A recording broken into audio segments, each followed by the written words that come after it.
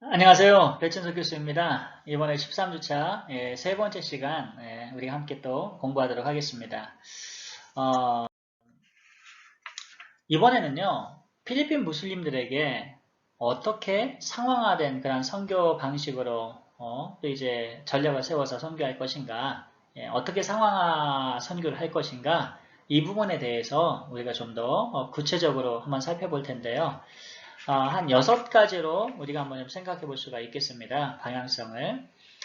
마틴 골드 스미스는요, 성경의 진리를 제시할 때에 사용될 수 있는 잘못된 그런 방법에 대해서 이처럼 경고를 합니다. 그리스도를 거절하는 것은 당사자에게 힘든 경험이라는 사실입니다. 사람이 그리스도를 거부하면 할수록 나중에 주님을 영접하기가 더욱 어려워지게 됩니다. 준비되지 않은 사람에게 그리고 오직 거절할 수밖에 없는 사람들에게 그리스도를 직접적으로 선포할 경우에 그들은 결국 거부하게 될 것입니다. 이런 말을 했습니다. 이 필리핀의 이 패소 동전 한쪽 면을 우리가 보게 되면요. 전직 대통령의 두상이 나타나고요. 또 다른 반대면에서는 물소가 새겨져 있습니다. 그러니까 패소의 동전을 보게 되면 대통령의 상징인 어떤 그러한 리더십과 권위, 그리고 물소를 통해서 문화적 상징을 좀 나타내주고 있거든요.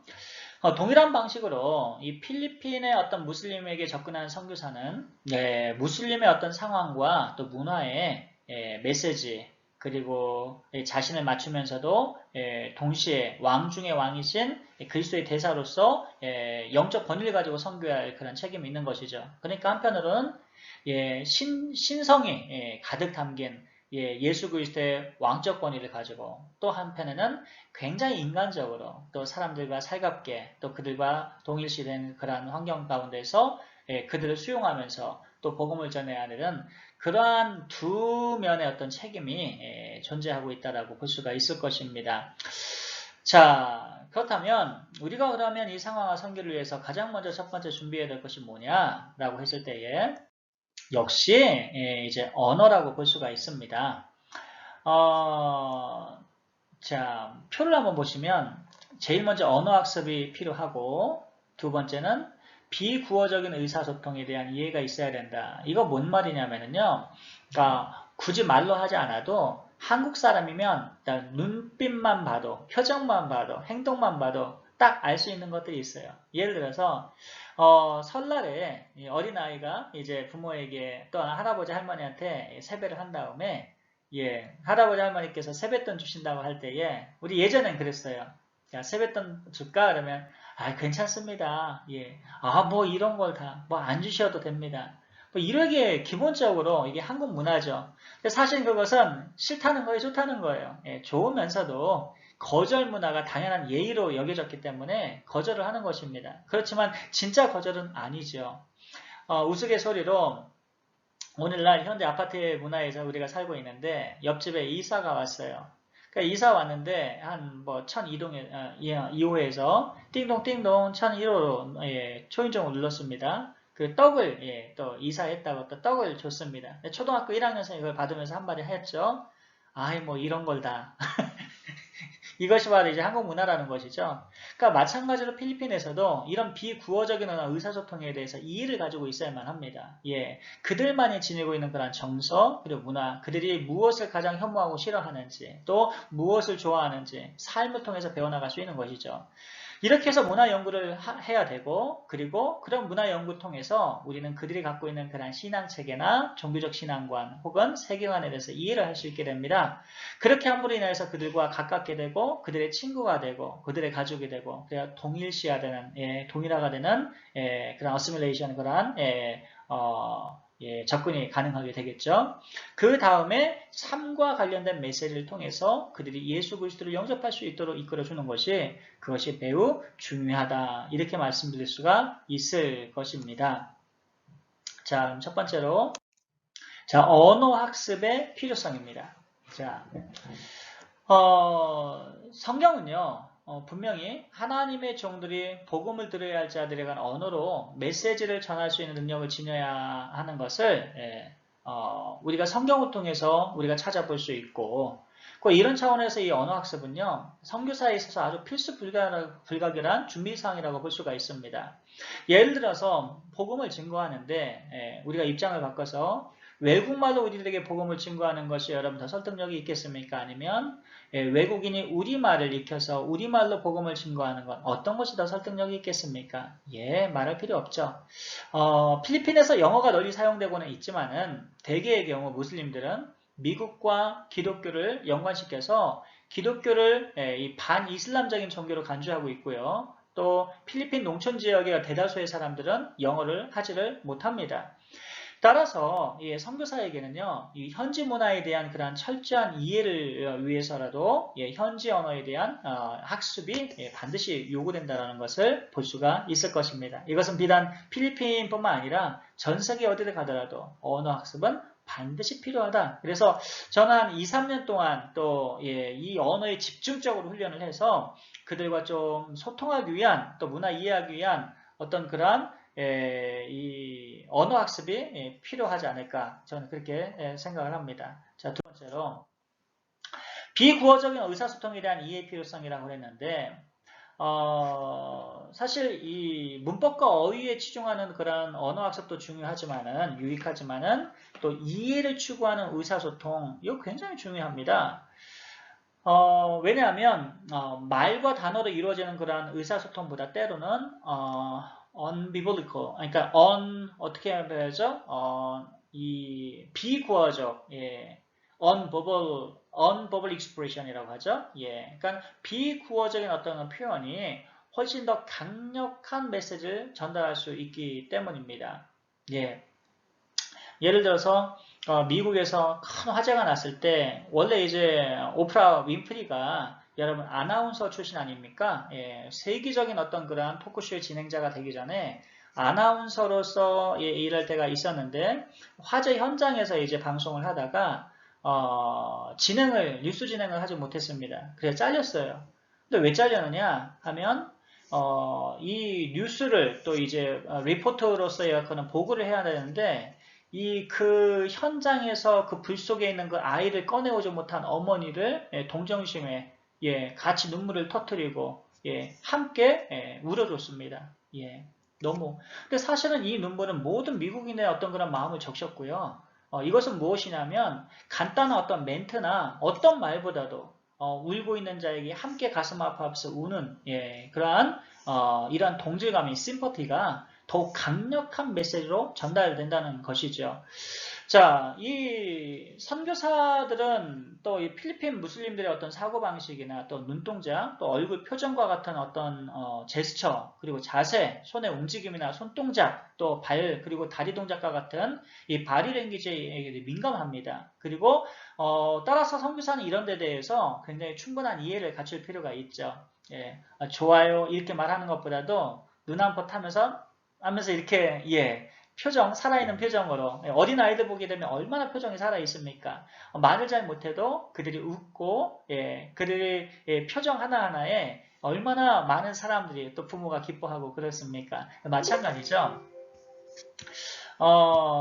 이 특정 문화권의 사람들이 갖고 있는 또 이제 어떤 토착적인 의사소통의 형태를 또한 파악할 필요가 있는데 복음을 전할 목적으로 그것을 적극적으로 사용할 필요가 있습니다. 예를 들어서 사도 바울은요 자신을 대적하는 예루살렘 폭도들에게 손짓을 한 적이 있었는데 이때 무리들은 바울이 말하는 것을 듣기 위해서 종용했다라고 우리 사도행전 21장 40절의 말씀에 기록되어 있는데 이처럼 특정 문화권에 있는 사람들이 가지고 있는 어떤 그런 특정한 제스처 그리고 토착적인 의사소통의 수단들이 있습니다. 이런 형태를 선교사가 파악을 할 때에 이것이 의사소통이 더 효율적으로 나타나는 것은 두말할 수 없겠죠. 자, 세 번째로 문화 연구에 대한 필요성입니다. 카톨릭 신학자인 루이스 루스베탁은요 문화를 이 삶을 위한 어떤 디자인으로 정의를 내렸습니다. 이게 뭐냐면 문화란 한 집단이나 한 범주를 구성하는 그러한 사람들 또 다른 집단, 다른 범주의 그런 성원들과 달라지게 만드는 차별화시키는 집합적인 어떤 정신 프로그램이라는 것이죠. 이것을 삶을 위한 디자인이라고 설명을 했습니다. 그러니까 예를 들어서 이겁니다. 사람들은요, 자신 안에 지울 수 없는 그런 행동을 어떤 행동하는 형태를 갖고 있는 내장을 하고 있어요. 그래서 이것을 우리는 컬처, 문화라고 이야기를 하는데 한 집단을 다른 집단하고 구분하게 하는 어떤 형태의 생각이나 느낌, 행동, 어떤 정신 프로그램, 결국 이것은 결국 세계관의 발현이죠. 그래서 우리는 이제 surface culture, deep culture, 그러니까 외피 문화나 어떤 심층 문화 이렇게 나누기도 하고, 그러니까 exterior culture, 그 외부적인 어떤 문화, 그 다음에 interior culture 이렇게 내부적인 문화 이렇게 나누기도 합니다. 그러나 모든 발현된 어떤 표출된 그런 문화는 궁극적으로 어디서부터 발현되느냐? 그것은 발산되느냐 하면 그것은 바로 월드뷰, 즉 내부적인 어떤 세계관에 의해서 내부 문화에 의해서 문화가 발현되는 것이죠. 자, 이런 점에서 봤을 때 루즈베탁은 문화를 삶을 위한 디자인으로 정의를 내렸는데 문화는 그래서 그 사회가 가지고 있는 물리적 그리고 사회적 환경에 따라 자신을 맞춰가는 계획이라고 그는 설명을 했습니다. 바울은요, 자신이 사역을 해야 되는 그런 대상자들에 대한 충분한 이해를 갖고 있었는데 아테네에서 설교를 하기 전에 바울은요, 이미 헬라인의 생활과 그들의 종교 생활에 대해서 깊이 알고 있었습니다. 필리핀 무슬림을 대상으로 이제 사역하는 선교사들도 이런 점에서 마찬가지인데요. 그들은 이슬람화가 되기 전부터 수세기 동안 이어온 그런 가족 간의 강한 결속력을 지닌 사회를 구성해오고 있습니다. 따라서 이런 폐쇄적인 사회에 들어가는 선교사는 자신이 설 자리와 활동한 기회를 확보하기 위해서 또 그 사회의 구조를 연구하는 것은 매우 중요하다고 말씀드릴 수가 있겠습니다. 예를 들면 필리핀 무슬림 부족 사회에서 이 지도자인 이 다투를 연구하지 않고서는 필리핀 무슬림들에게 선교하는 것은 거의 불가능하다고 말할 수가 있을 것입니다. 그래서 다투를 또 연구해야 되고 이런 사회 구조 외에도 사람들이 살아가는 방식 있지 않습니까? 그리고 또 그들의 선교 방식도 이해할 필요가 있죠. 예를 들면 마라나오 무슬림들은 선물 받거나 또 호의를 입었을 때 절대로 감사합니다 이렇게 말하지 않는 것으로 알려져 있습니다. 이상하죠. 당연히 감사한데 감사하다는 말을 끝까지 안 하니까. 이런 행위는요. 서구인들의 눈에 아주 무리하게 비춰질 수 있지만은 그러나 그들은 감사한 마음을 다른 기회에 그 호의를 반드시 되갚는 그러한 비구어적인 방식으로 감사의 표현을 한다고 합니다. 그러니까 오히려 즉석으로 말로만 감사합니다 말하는 것보다 그것을 기억하고 있다가 다른 방식으로 표현하는 것. 이것이 중요하다는 것이죠. 그래서 즉시 감사를 표현할 경우에 마라나오 무슬림에게는 매우 무리한 자로 간주될 수도 있다는 것입니다. 이것이 바로 문화적 차이이겠죠. 그래서 웨인 다이는요, 서구 문화에서 최악의 경우로 여겨지는 것도 선교지에서는 반드시 죄로 간주되지 않을 수 있다는 것도 우리는 알아볼 필요가 있습니다. 그러니까 이런 이유 때문에 특정 집단이 갖고 있는 가지체계와 또 규범을 이해할 필요가 있는데요. 좋은 것과 나쁜 것, 또 옳은 것과 틀린 것도 사실은 문화에 따라서 relative하게, 상대적으로 relatively 달라질 수가 있습니다. 이럴 경우에는 상당한 컬처 샥이 오게 되겠죠. 이것은 필리핀 무슬림들에게도 마찬가지입니다. 예를 들면 필리핀 무슬림들의 시간 엄수에 대한 그런 개념 그리고 화이트 라이, 이 하얀 거짓말이죠. 선한 목적을 위해서 이 거짓말하는 거, 또 이 아까 마라타바트 프라이드 같은 그러한 이 자부심에 대한 개념도 우리가 반드시 알아야 될 개념일 것입니다. 예를 들어서 이 그러니까 필리핀의 무슬림뿐만 아니라 우리가 전 지구촌에 있는 그 무슬림 가운데 타키야 교리라고 할까요? 사실 타키야 합리적인 그런 거짓말, 선한 걸 목적을 위한 거짓말, 이거 죄가 되지 않는다라는 그런 개념들 우리가 어느 정도 많이 들어본 이야기 아니겠습니까? 이런 부분에 대해서 우리가 충분한 이해를 갖고 있지 않으면 선교하는 데서 상당히 많은 애로사항이 뒤따를 수도 있을 것입니다. 그래서 나이는요, 특정 문화권에서 어떤 형식으로 친절이 표현되고 어떤 식으로 겸손이 표현되는지 또 어떤 식으로 또 절제가 표현되는지에 대해서 선교사가 반드시 이해해야 된다라고 주장을 합니다. 자, 헤셀 그레이브는요, 선교사의 문화 연구에 대해서 그래서 다음과 같이 조언을 합니다. 들어보세요. 세상의 어떤 사람들보다 선교사는 그리스도께로 인도하기를 원하는 자들에 대해 할 수 있는 모든 사실들, 즉 그들의 사고방식, 말하는 방식, 행동하는 방식, 평가를 내리는 방식, 결정 방식과 같은 그들의 오늘을 만들어 온 그들의 과거와 그리고 최근의 문화 배경을 발견하고자 하는 열정과 열심을 지녀야 된다. 이렇게 조언을 하고 있습니다. 이만큼 또 이제 문화 연구에 대해서 반드시 필수적으로 연구를 깊게 해야 된다라는 그런 조언이겠죠. 자, 네 번째 한번 볼까요?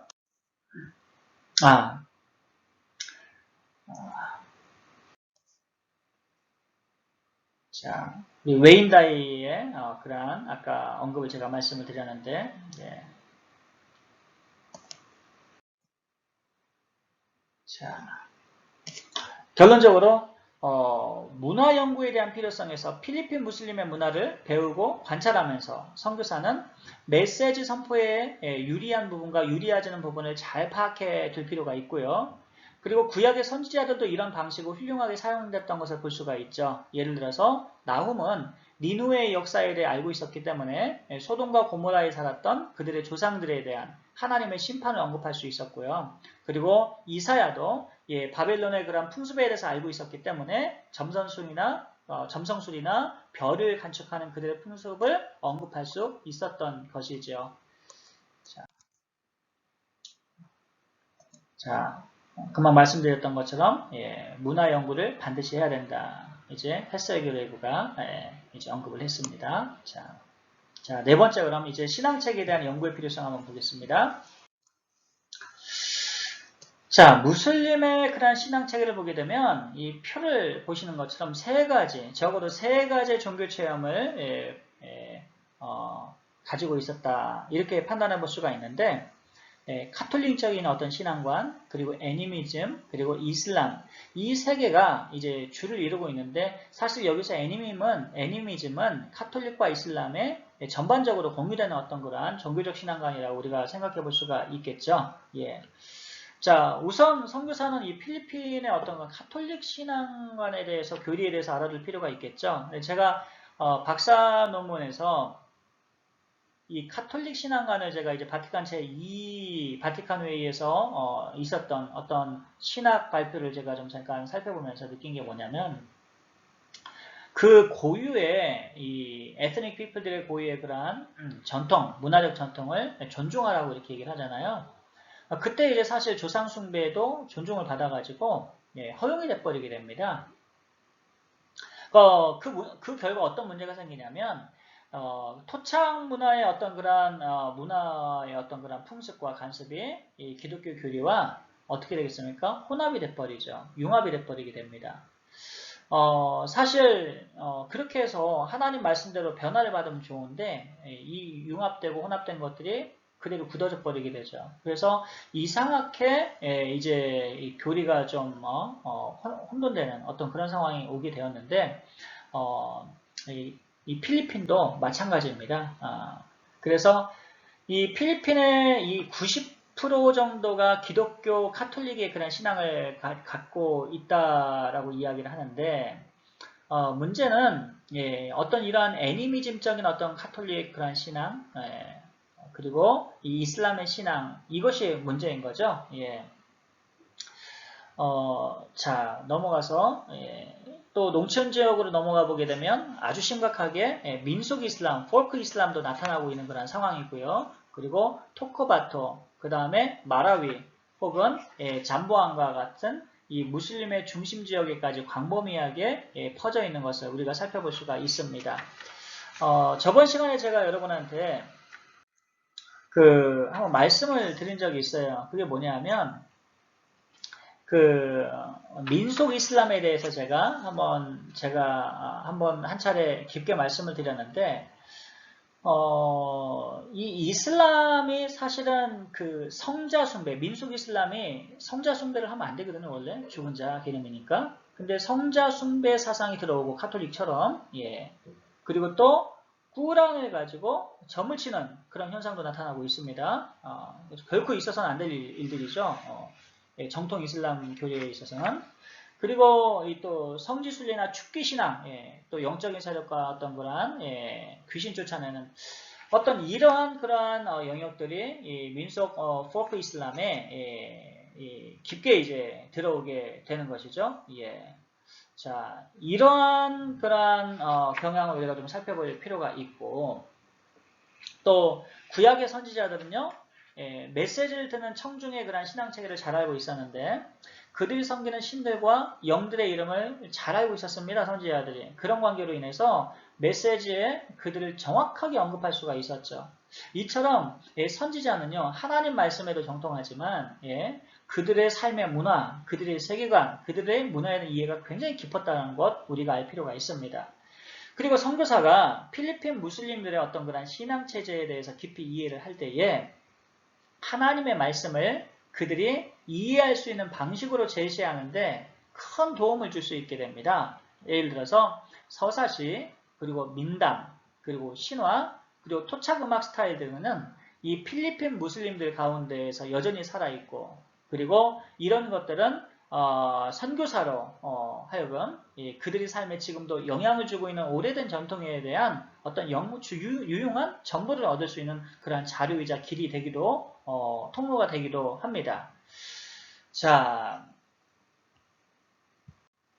그렇다면 우리가 어떻게 필리핀의 어떤 신앙체계에 대한 그런 연구를 하고 또 접근해야 될 것인가 상황으로 우리가 생각해 보게 되면 결국에는 그 선교사는 애니미즘을 피해갈 수가 없죠. 전통적인 그런 종교관이기 때문에 그 신앙에 대해서 어느 정도 이해를 하고 있어야 되고요. 그들이 사용하고 있는 그런 용어들 그리고 파악하고, 그리고 신앙 내용과 그들이 또 무엇을 추구하고 두려워하고 있는가에 대해서 반드시 이해해야 되겠죠. 그리고 전통으로 승인된 어떤 그런 정통과 비정통적인 어떤 그런 간섭이 무엇인지 알아둘 필요가 있을 것입니다. 그런 다음에야 비로소 어떤 이런 민속 이슬람의 신앙을 갖고 있는 자들에게 어떻게 이제 수피즘이죠, 사실은 그 복음의 메시지를 적절하게 전할 수 있을지 효과적인 방법들을 모색할 수 있게 될 것입니다. 그리고 또 한 가지, 여기에 덧붙여서 또 민속 종교인들이 있을 거 아니겠습니까? folk practitioners, 제사를 드리거나 또 우리 한국의 무당이 하는 그런 굿 비슷하게 어떤 그런 신접촉하는 자들, 그리고 또 내세의 어떤 그런 다른 영들에 대해서 자기 인생을 맡기는 자들, 그런 종교인들과 또 정령 치료자들이 있을 것입니다. 스피리트 힐러 같은 경우 영의 도움을 받아가지고 신유를 한다는 어떤 그런 정령 치료자들의 일들은 필리핀 무슬림의 어떤 그런 사고와 가치관을 이해하는 데 있어서 많은 통찰력을 제공해 줄 거라고 보고 있습니다. 사실 이것은 애니미즘과 다 연관된 어떤 그런 영역들이죠. 그래서 성경을 보게 되면 신라와 그리고 또 이제 디모데가 오기를 기다리는 동안에 바울이 아테네 도시 이곳저곳을 돌아보는 동안에 굉장히 목적적으로 어떤 목적성을 갖고 아테네 사람들이 종교활동을 사도행전 17장을 보게 되면 관찰하는 모습이 나타나게 됩니다. 이런 그런 선교사의 어떤 그러한 신앙책이라는 연구도가 반드시 오늘날에게도 필요하다, 이렇게 보는 거죠. 자,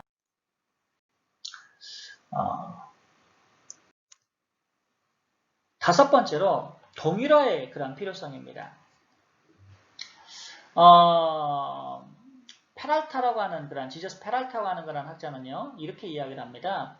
마라나우 부족이 빠른 속도로 이슬람화되고 있는 것은 아주 밀접하게 자신들과 동일화하는 이슬람 선교사들 때문이고, 또 다른 이유는 이슬람 신앙은 하나의 최고의 신인 알라에 초점을 맞추고 있는데 사람들이 그것을 이해하고 받아들이기가 쉽기 때문이다, 이렇게 이야기를 하고 있습니다. 이 말이 뭐냐면 필리핀 무슬림들에게 선교하는 선교사들에게 분명히 요구되는 것이 무엇인지를 정확하게 지적을 해준 것이죠. 바로 아이덴티피케이션, 즉 이제 동일화의 원리입니다. 그들의 정체성과 함께 되는 것, 그죠?